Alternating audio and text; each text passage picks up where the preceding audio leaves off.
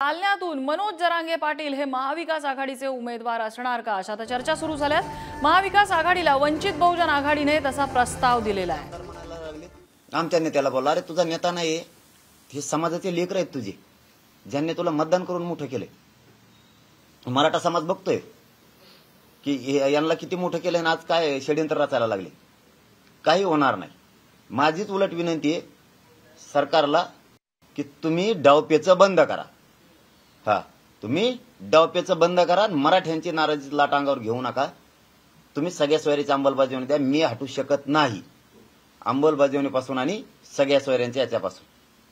धन्यवाद। लोकसभा तुम्ही नाकारत नाहीयेत, म्हणजे स्पष्ट नाकारत नाहीत। कालपर्यंत तुम्ही जे म्हणत होतात की मी राजकारणात जाणारच नाही, राजकारण अजेंडा नाही, आता तुम्ही म्हणताय की नंतर त्यावर विचार करू, नंतर बोलू। मग आता काय म्हणलो? मग आता तेच म्हणलो की अजेंडाच नाहीये माझा। तो सध्या ज्वलंत मुद्दा माझ्याजवळ काय आहे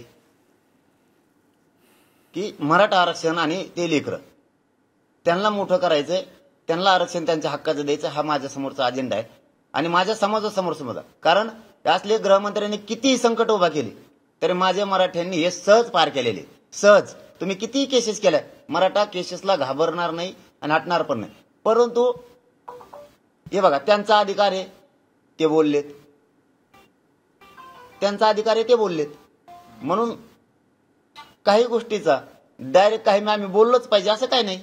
अधिकार आहे आम्हाला सुद्धा की समाजाचा विषय येतो, माझा मालक समाज आणि माझा अजेंडा राजकारण नाही।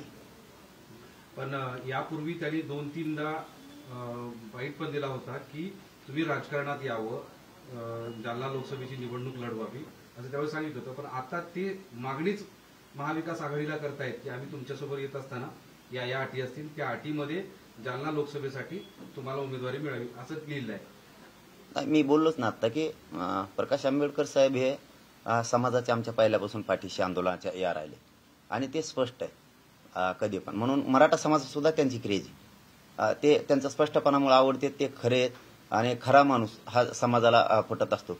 त्याच्यात कधीच धर्म बघितला जात नाही, त्यात माणुसकी बघितली जाते। तो माणूस खरोखरच ग्रेट आहे। परंतु माझा अजेंडा सध्या फोकस पूर्ण मराठा आरक्षणावर माझा सध्याचा, कारण मला माझ्या लोकांची अगोदर ते आरक्षण मिळवून देणं खूप माझ्यासाठी गरजेचं आहे आणि ते मात्र मी मिळवणार आहे। सध्या आम्ही मराठ्यांनी मोठमोठाले षड्यंत्र तोडलेले आहेत, आम्हाला हे षड्यंत्र तोडायचे। हे खोटे नाटक जे जाळं पसरले, याला कोणतं चक्र म्हणते ते चक्रव्यूह, तो भेदायचा आहे आता आणि भेदून बाहेर येणार, हरणार नाही।